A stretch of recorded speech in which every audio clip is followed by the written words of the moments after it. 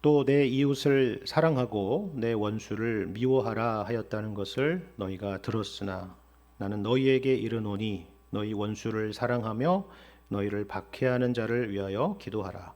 이같이 한즉 하늘에 계신 너희 아버지의 아들이 되리니 이는 하나님이 그 해를 악인과 선인에게 비추시며 비를 의로운 자와 불의한 자에게 내려 주심이라. 너희가 너희를 사랑하는 자를 사랑하면 무슨 상이 있으리요? 세리도 이같이 아니하느냐? 또 너희가 너희 형제에게만 무난하면 남보다 더하는 것이 무엇이냐? 이방인들도 이같이 아니하느냐? 그러므로 하늘에 계신 너희 아버지의 온전하심과 같이 너희도 온전하라. 아멘. 우리는 지난 주일에 악한 자를 대적하지 말라라는 말씀을 함께 살펴봤죠. 눈은 눈으로, 이는 이로 갚으라라고 하는 율법이 있고, 그것은 분명한 정의이지만 그것을 뛰어넘는 정의가 있다라고 했습니다. 내 오른편 뺨을 치게 되면 내 왼편도 돌려대고, 속옷을 가지고자 하는 자에게 겉옷까지 주고, 또 억지로 오리를 가게 한다면 심리를 동행해 주라는 말씀을 우리는 들었습니다. 어려운 요구입니다. 누가 과연 이렇게 할 수가 있을까요? 우리 힘으로는 할 수 없는 일이죠. 주님이 우리에게 은혜 주시지 않으면 불가능한 일입니다. 그런데 오늘 본문 말씀을 여러분 보십시오. 이제는 그 정도도 아닙니다. 원수가 가해한 만큼 돌려주라는 것은 당연히 아니고요. 원수가 요구하는 것 이상으로 갚아주라는 것도 아닙니다. 어떤 의미에서는 우리가 그렇게 할 수도 있을 것입니다. 그래, 까짓 거 더 줘라, 더 가지고 가라고 해라. 차라리 내가 어려움을 당하고 힘들면 되는 거 아니냐, 그런 마음을 가질 수가 있습니다. 그리고 그것이 우리가 이 말씀을 잘 지키는 것으로 생각할 수가 있죠. 그런데 이 이해할 수 없는 주님의 말씀은 오늘 본문까지 연속되어서 이어지고 있습니다. 그런데 이어지는 정도가 아니라 더더욱 깊어지고 또 높아지고 있습니다. 뭐라고 말씀합니까? 원수에게 그 이상으로 돌려주라라는 것 정도가 아니죠. 그것도 사실 보통 일이 아닌데 그 이상을 요구하고 있습니다. 어떻게요? 44절을 보니까 나는 너희에게 이르노니 너희 원수를 사랑하며 너희를 박해하는 자를 위하여 기도하라고 말씀하고 있습니다. 무슨 말입니까? 이거는 뺨을 치고 돌려대고 하는 그런 문제가 아니라는 것입니다. 단지 손해를 더 보고 덜 보고의 문제도 아니라는 거예요. 오리를 가고 심리를 가는 정도의 문제도 아닙니다. 뭐라고요? 원수를 사랑하라는 것입니다. 무슨 말인지 아시겠죠? 이것은 분명히 인격적인 문제입니다. 물건이 오가는 것도 아니고 물리적인 어떤 일을 하고 안 하고의 문제가 아닙니다. 사람 대 사람의 문제입니다. 여기 사랑이라고 하는 것, 그리고 기도라고 하는 것이 그런 것 아닙니까? 돈으로 때울 수 있는 것, 아니면 물건이나 몸으로 때울 수 있는 문제가 아닙니다. 우리 중심의 문제입니다. 지난주 말씀도 소화하기 어려운 문제인데 오늘은 거기서 더 나아간 것입니다. 19세기 영국의 철학자이자 신학자였던 윌리엄 플러머라는 분이 계시는데요. 이분이 이런 말을 했습니다. 참 통찰이 있는 말입니다. 잘 들어보십시오. 선을 악으로 갚는 것은 악마적인 것이고 선을 선으로 갚는 것은 인간적인 것이라면 악을 선으로 갚는 것은 신적인 것이다 라는 말이에요. 대단한 말이죠. 그렇죠? 지금 예수님께서 하시는 말씀은 악을 선으로 갚아야 된다는 말씀이고, 그것은 단지 물리적인 것이 오가는 정도가 아니라 우리의 중심이, 우리의 마음이 움직여야 된다는 것입니다. 다시 말해서 우리더러 신적인 사람, 하나님을 닮은 사람이 되라고 말씀하시는 것입니다. 오늘 본문 48절 말씀이 그것을 우리에게 말씀해 주고 있지 않습니까? 그러므로 하늘에 계신 너희 아버지의 온전하심 같이 너희도 온전하라라는 것입니다. 이것이 우리를 향하신 하나님의 요구이자 목표라는 것이죠.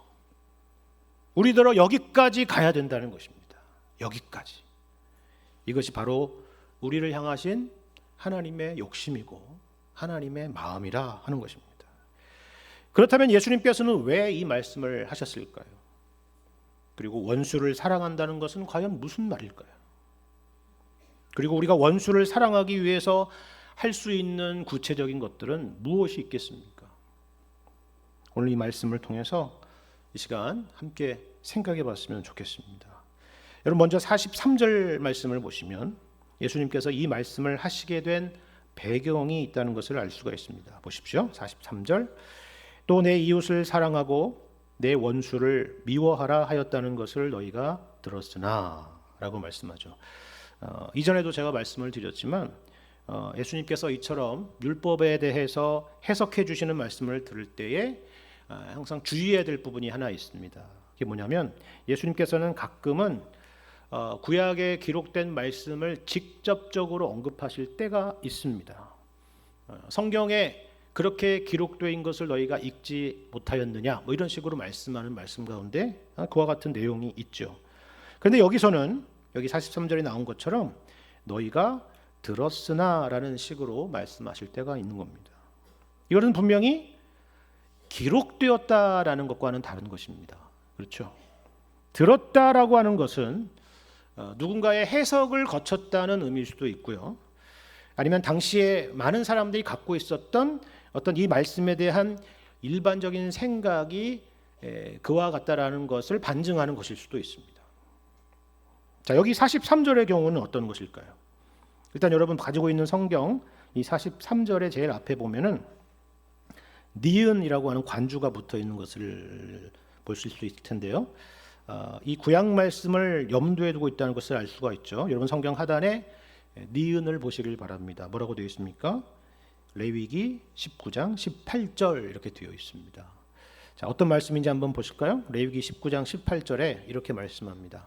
원수를 갚지 말며 동포를 원망하지 말며 내 이웃 사랑하기를 내 자신과 같이 사랑하라. 나는 여호와이니라 라는 말씀입니다. 자, 이 말씀을 근거로 사람들은 내 이웃을 사랑하고 내 원수를 미워하라 라는 말씀을 들었다라는 것입니다. 자, 여러분이 한번 판단을 해보세요. 여기 이 레위기 19장 18절에 그런 말씀이 있습니까?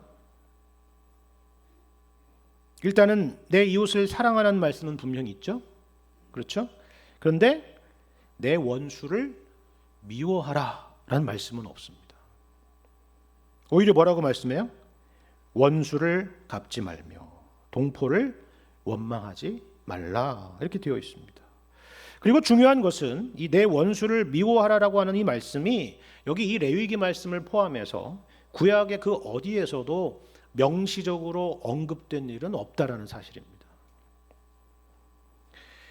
이게 무슨 의미일까요?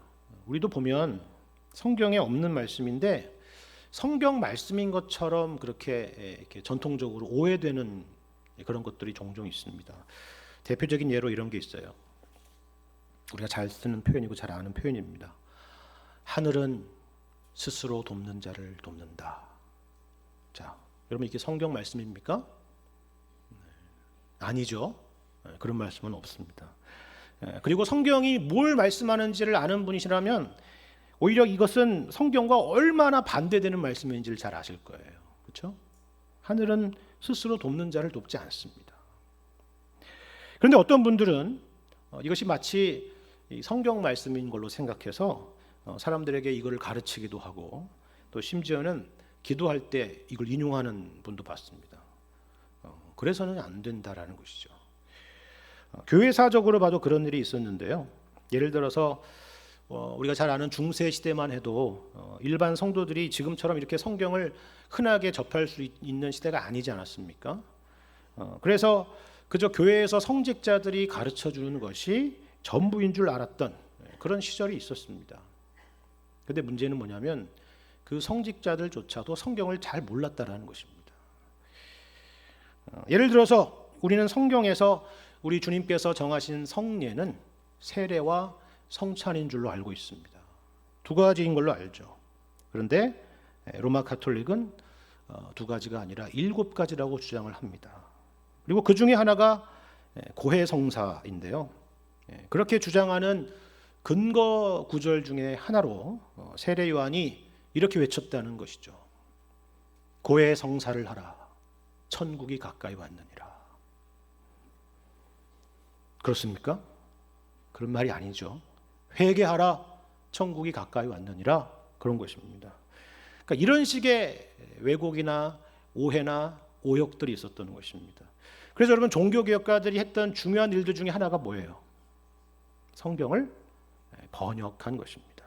자기 나라의 언어들로, 자기 민족의 언어로 번역을 해서 많은 사람들이 성경을 잘 읽고 이해하도록 한 것입니다. 성경에 대한 오해와 무지를 깨우쳐서 복음을 밝히 알도록 한 것이죠. 오늘 본문 당시의 유대인들이 어떻게 해서 이 레위기 말씀을 오해했는지 우리는 정확히 알지 못합니다. 그런데 그렇다고 해서 전혀 성경 본문에 없는 이야기를 하지는 않았겠죠. 여기 레위기 19장 말씀 말고 원수를 미워하라라고 이해할 만한 어떤 근거 구절들이 구약 가운데는 있었을 것입니다. 그 중에서 시편 5편 5절을 보시면요, 이런 말씀이 있어요. 주는 모든 행악자를 미워하신다라는 말씀입니다. 그리고 시편 139편에도 이런 말씀이 있는데요. 시편 139편 21절을 보시면 이런 말씀이 있습니다. 여호와여, 내가 주를 미워하는 자들을 미워하지 아니하오며 주를 치러 일어나는 자들을 미워하지 아니하나이까. 내가 그들을 심히 미워하니 그들은 나의 원수들이니이다 라고 되어 있어요. 무슨 말이에요? 먼저 하나님은 행악자를 미워하신다는 것입니다. 그리고 여기 시편 139편의 시편 기자도 주를 미워하는 자들, 주를 치러 일어나는 자들을 심히 미워한다라는 것입니다. 그러니까 이런 말씀들과 그리고 구약의 몇 가지 말씀들을 근거로 해서 원수를 미워하는 것은 성경적인 것이 아니냐, 이렇게 생각을 했다는 것입니다. 여러분은 어떻습니까? 지금 방금 읽어드린 이 말씀들이 우리가 원수를 미워하는 근거 구절이 될 수 있는 말씀일까요? 방금 살펴본 시편 말씀을 여러분 잘 생각해 보시기를 바랍니다. 우리가 보통 원수라고 하면 원수를 원수라고 부를 수 있는 뭔가가 있을 것입니다. 그렇죠? 오해나 아니면 개인적인 욕심 때문일 수도 있고요.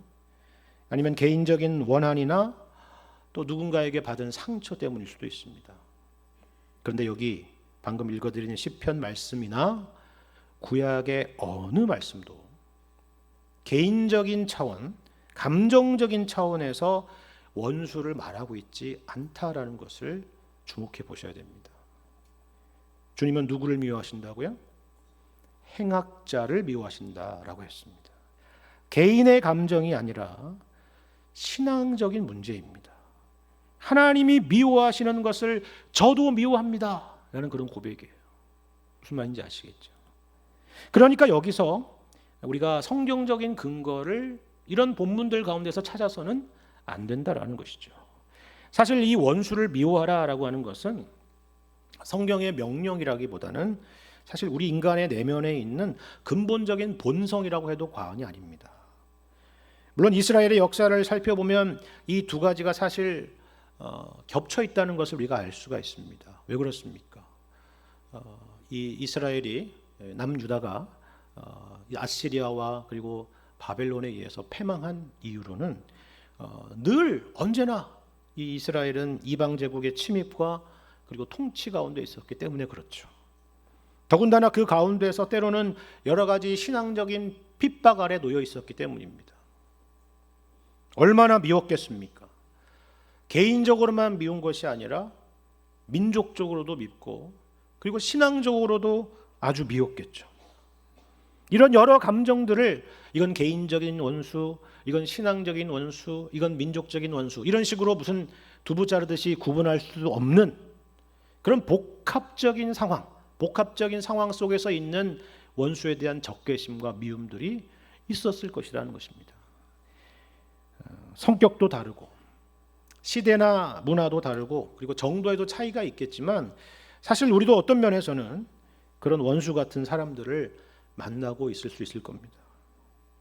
까닭 없이 괴롭히는 사람들, 그리고 그것이 심지어 우리의 신앙까지도 흔들어 놓는 그런 사람들이 여러분 있지 않습니까? 원수를 미워하라 라고 하는 명령이 없어도 당연히 미워하게 되는 그런 사람들이 있을 것입니다. 그런데 예수님께서 이들에 대해서 뭐라고 말씀하십니까? 여러분 다시 44절을 보시면 뭐라고 되어 있어요? 너희 원수를 사랑하며 너희를 박해하는 자를 위하여 기도하라 라는 것입니다.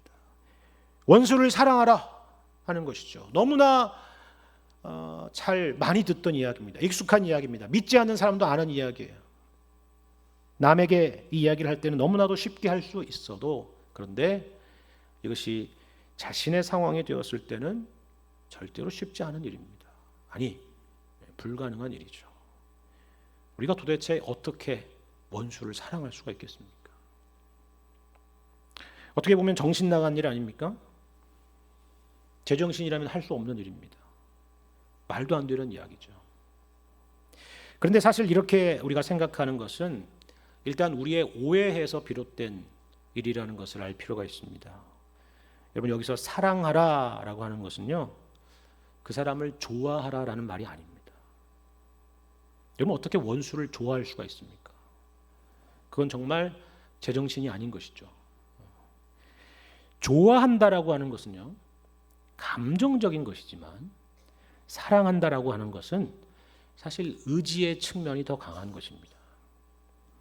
여러분 제임스 보이스라는 목사님이 쓰신 책을 보면요, 이런 내용이 있습니다. 이분이 신약 성경에서 특별히 하나님의 사랑에 대한 말씀들을, 그런 말씀의 구절들을 쭉 살펴봤는데 깜짝 놀랄 만한 결과를 보게 되었다라는 것입니다. 그게 뭐냐면 신약 성경에 나와 있는 어떤 구절도 십자가에 대한 맥락 가운데서 설명되지 않은 그런 사랑이라는 것은 없었다라는 거예요. 여러분 예를 들어서 우리가 잘 아는 요한복음 3장 16절을 한번 생각해 보세요. 하나님이 세상을 이처럼 사랑하사, 그 다음 뭐예요? 독생자를 주셨습니다. 그렇죠? 사랑과 십자가를 연결하고 있습니다. 갈라디아서 2장 20절에 사도 바울도 이렇게 고백해요. 이제 내가 육체 가운데 사는 것은 나를 사랑하사, 그 다음 뭐예요? 나를 위하여 자기 몸을 버리신 하나님의 아들을 믿는 믿음 안에서 사는 것이라 했습니다. 로마서 5장 8절에도 이렇게 말씀합니다. 우리가 아직 죄인 되었을 때에 그리스도께서 우리를 위하여 죽으심으로 하나님께서 우리에게 대한 자기 사랑을 확증하셨느니라 하는 것입니다. 다 뭐예요?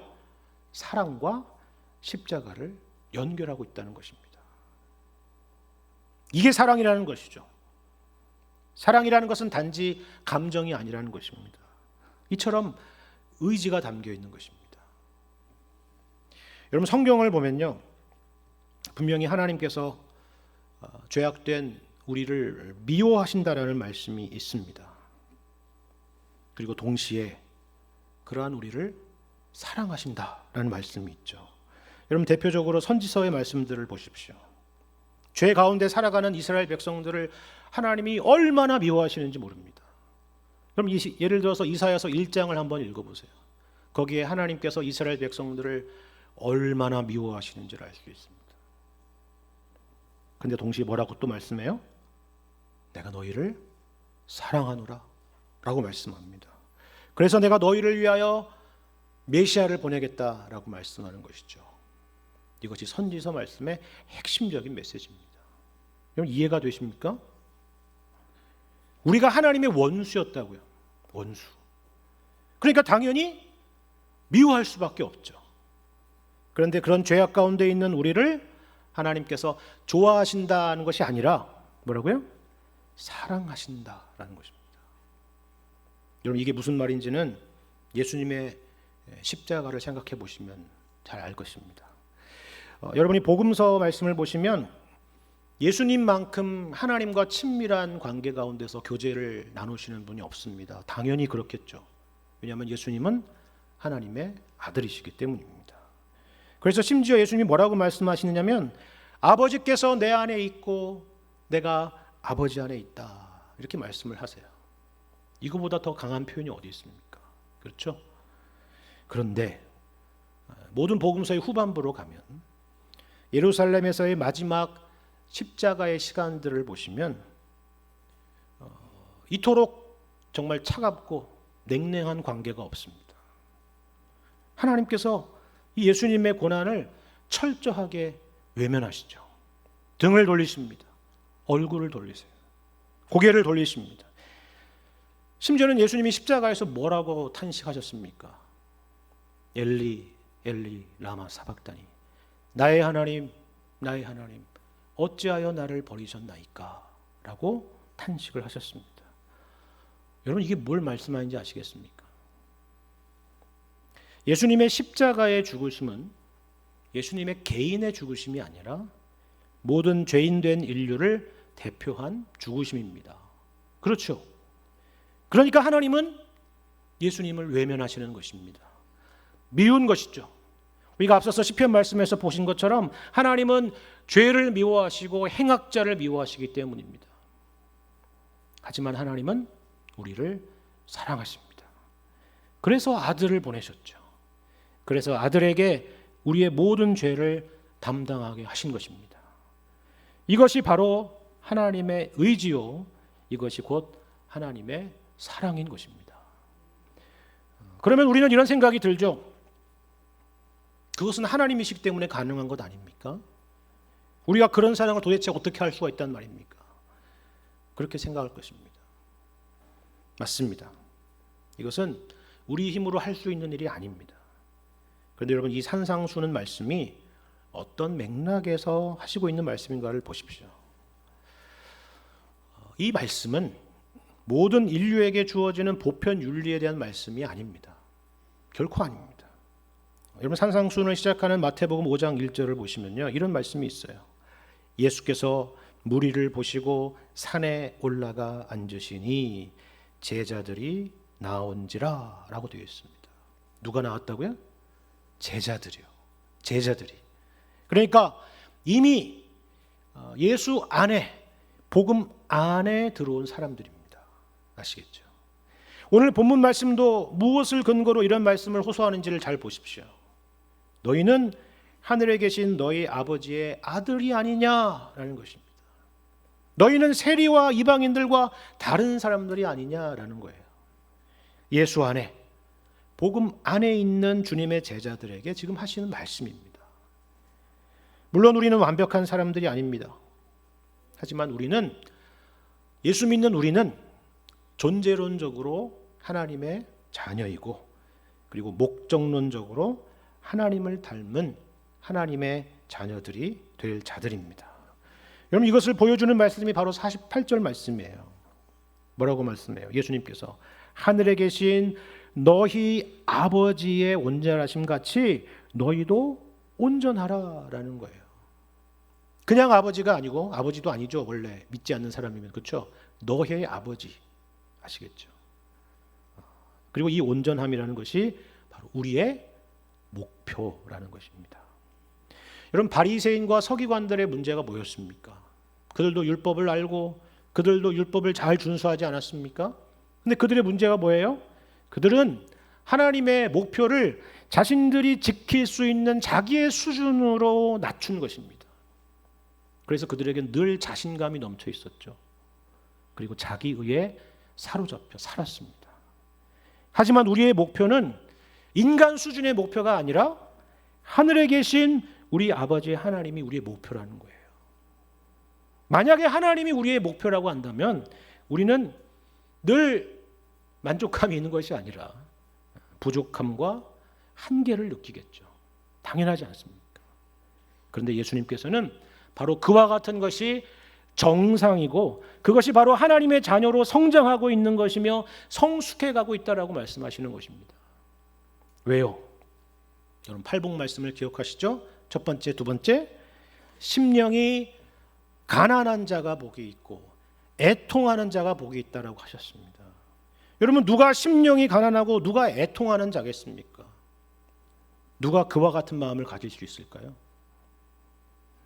하나님의 수준에 도달하지 못하는 것을 아는 자들이죠. 그래서 회개하고 그래서 하나님의 은혜를 구하는 자들입니다. 그런데 그들에게 뭐가 있다고요? 복이 있다는 것입니다. 잘 가고 있다는 것이죠.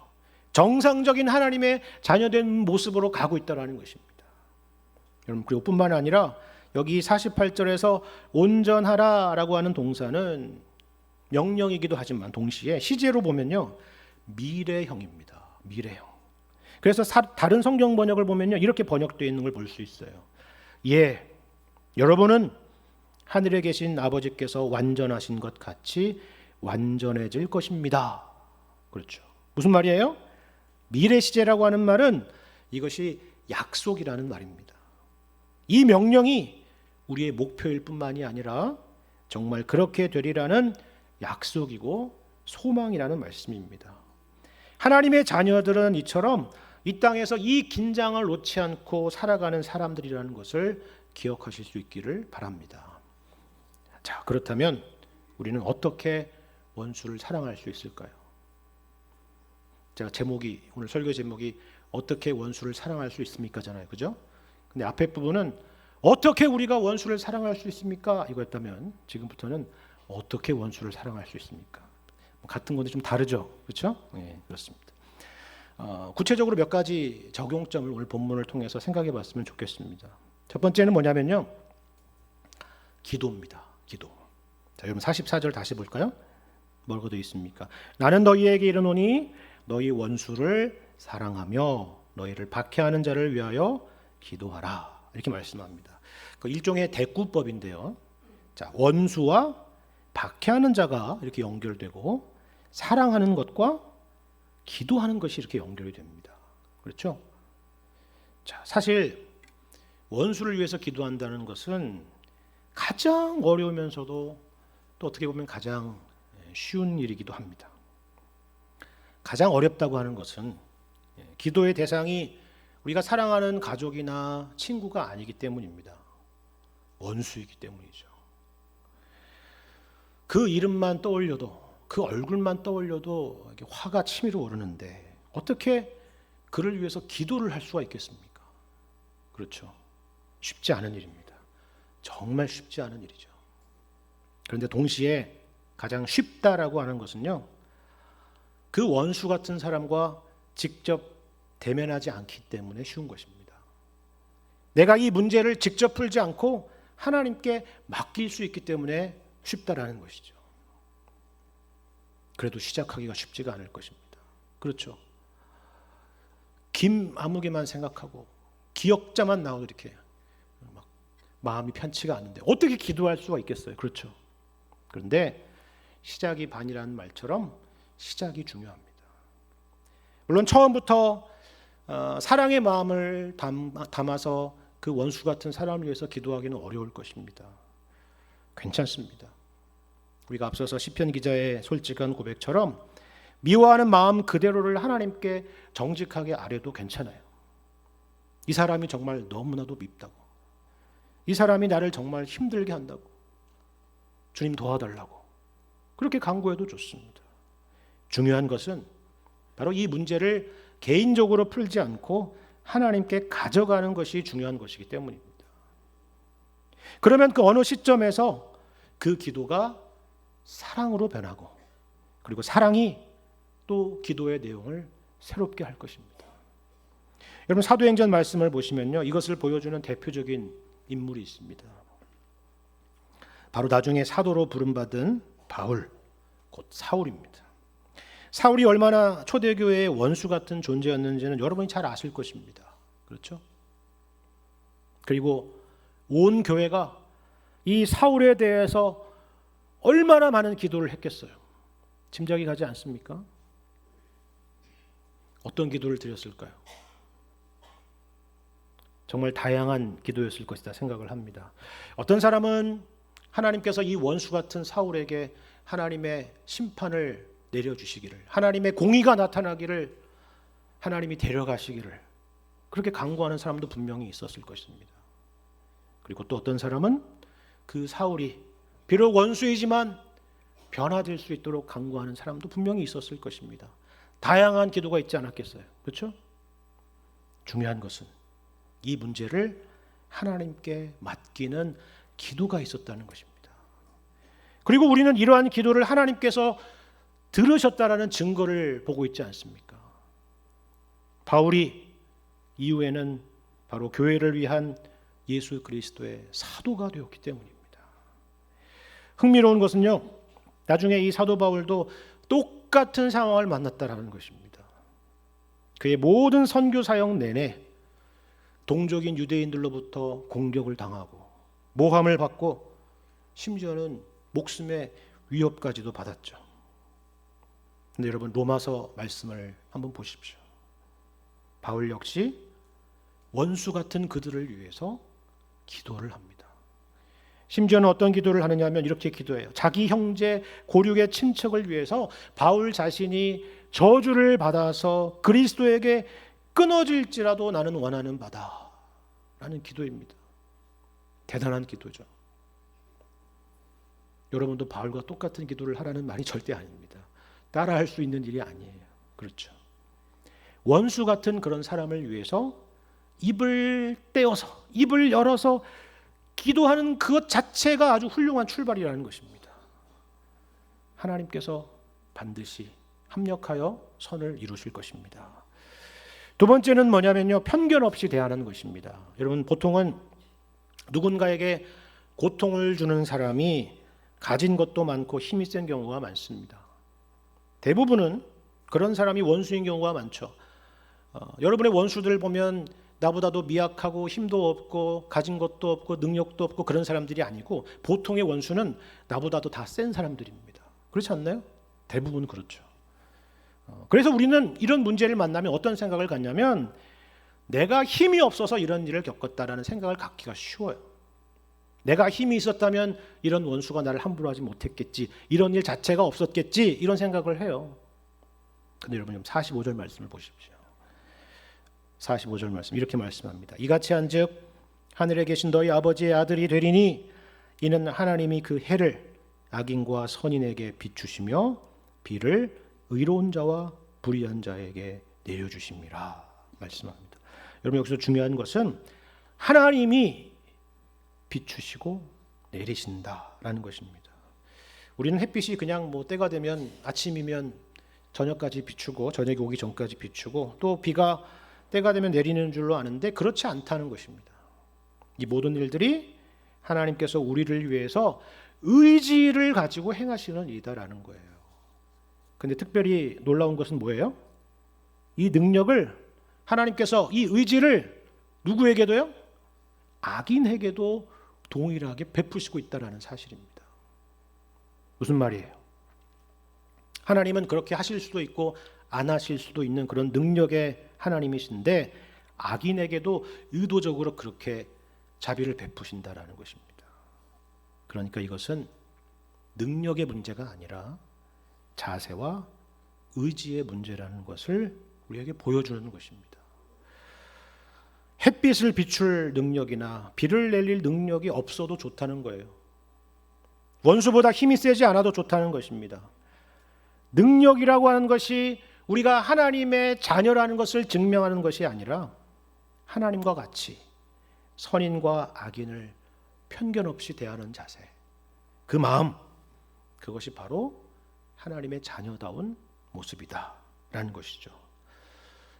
속은 끓고 있지만 누구에게나 동일하게 웃어주고 또 동일하게 대하는 것입니다. 그것이 바로 하나님의 자녀의 모습이다라는 것이죠. 마지막 세 번째는 어떻게 보면 가장 쉬운 일 같은데 가장 어려운 일일 수도 있습니다. 그게 뭐냐면요, 인사하는 것입니다. 인사하는 것. 여러분 47절을 보십시오. 또 너희가 너희 형제에게만 무난하면 남보다 더하는 것이 무엇이냐? 이방인들도 이같이 아니하느냐 말씀하죠. 여기 문안이라고 하는 것이 쉽게 말해서 인사입니다. 인사. 우리는 마음에 들지 않는 사람이 앞에 보이면 어떻게 해요? 시선을 돌리죠. 그렇죠? 갑자기 시계를 보거나 핸드폰을 보죠. 그리고 멀쩡히 가던 길을 이렇게 돌아서 먼 길로 이렇게 돌아가기도 합니다. 그러지 않아야 된다는 것입니다. 제가 앞서서 바울 이야기를 했는데요. 바울이 다메섹 도상에서 예수님을 만난 이후에 어떻게 됩니까? 자신이 그토록 핍박했던 기독교 공동체 안으로 들어오게 되죠. 여러분, 그 누가 그 바울을 두 팔 벌려 환영하겠습니까? 원수잖아요. 모두들 의심의 논초리를 거둘 수가 없었죠. 그리고 바울은 머리 좋은 사람이라는 걸 다 알기 때문에 이건 분명히 스파이일 것이다, 이렇게 생각을 했었습니다. 그때 우리가 앞서서 본 것처럼 바로 그 바울을 위해서 기도했던 사람, 그리고 그를 편견 없이 받아준 사람, 그리고 그에게 교제의 손길을 내밀었던 사람이 있었는데요. 그가 바로 바나바라는 사람이었습니다. 그리고 나중에 이 두 사람이 함께 협력해서 교회를 세워가는 일에 엄청난 일들을 해냈다는 것을 사도행전 우리에게 말씀해주고 있습니다. 무슨 말인지 아시겠습니까? 우리는 오늘 본문의 원수를 사랑하라라고 하는 이 명령이 그저 개인적인 경건이나 신앙 윤리적인 차원의 문제라고 생각하기 쉬운데 그렇지 않다는 것입니다.